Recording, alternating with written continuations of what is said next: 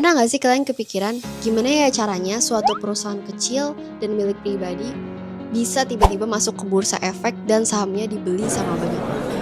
Nah, hari ini aku bakal ceritain salah satu perjalanan perusahaan Indonesia yang ngalamin hal itu, yaitu PT Pantai Indah Kapuk II Tbk atau biasa disebut PANI.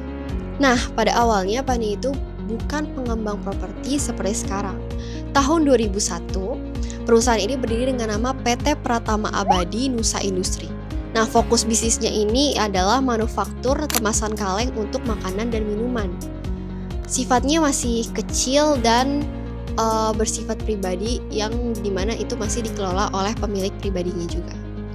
Nah, seiring berjalannya waktu, bisnis kemasan kaleng ini terasa stagnan, yang akhirnya manajemen memutuskan untuk mengubah arahnya juga.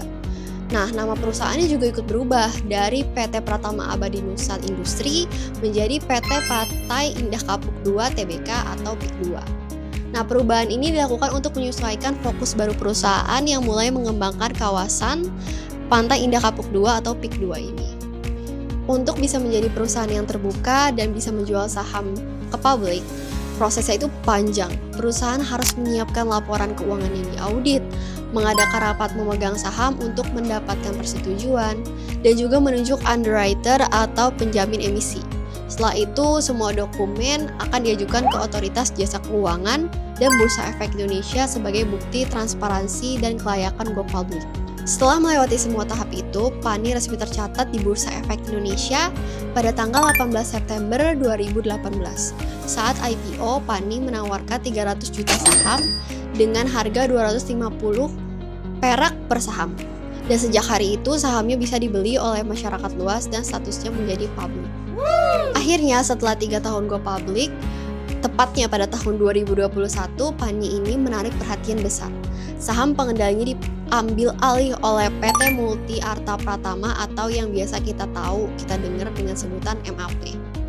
Perusahaan ini terafiliasi dengan Agung Sedayu Group dan Salim Group, dua konglomerat besar di sektor properti Indonesia.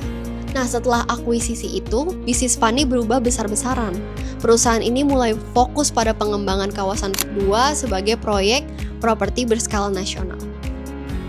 PIK II sendiri dikembangkan di lahan seluas 2.650 hektar, yang mana mencakup kawasan residensial, komersial, dan wisata.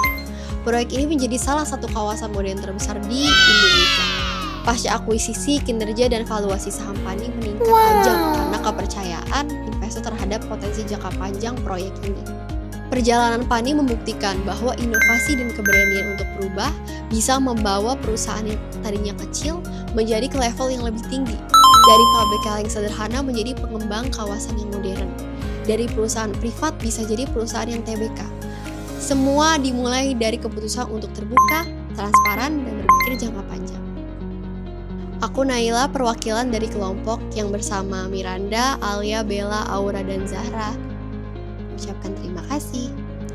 Terima kasih, sekian dari kelompok aku. Bye-bye.